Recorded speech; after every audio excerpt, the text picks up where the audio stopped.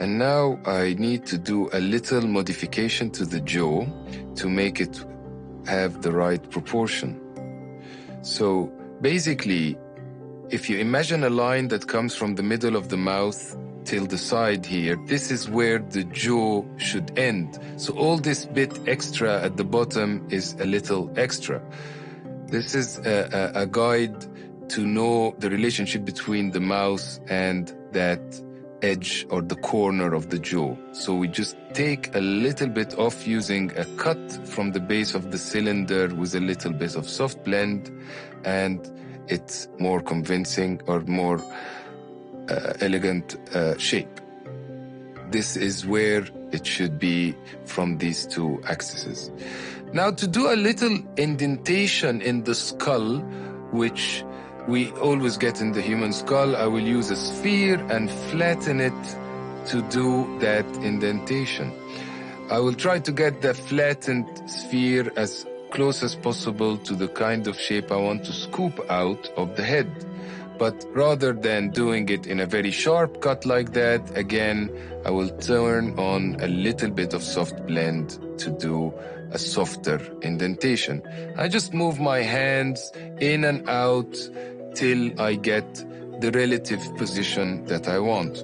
I notice that my head is starting to take shape now, and the back of the head needs a tiny stretch still to make it slightly smaller. So I get my stretch tool and do that.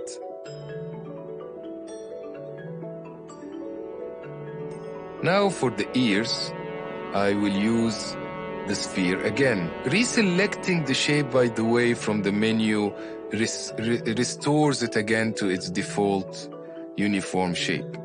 I'll stretch my sphere shape to try to get the flat sphere that I want to do the ear. Again, the ear size is roughly from the start of the brow till the bottom of the nose or the base of the nose. And the positioning of it starts there and ends there. We put it on the side where the jaw finishes, and then I'll get my stretch tool again and give it a little bit more width. Going back to the move tool to keep repositioning it, and I turn a lot the camera around to try to get that positioning as successful as possible. It's very important to look at the ears from the front to see that it's the right angle, and the ears usually protrude out a little bit like that. So much easier to work with just a sphere than a complex ear sculpture. So we try to get the general decisions as correct as possible, will make the specific detail much easier to do. I do another sphere cut to do the general groove of the ear. And it's very important not to get carried away with detail at this point in the sculpture. Just 3 edits to make the ear. One big one, the cut, and a little one there for the little bit at the bottom of the ear. I'll place it down here to get reasonable shape of the ear going.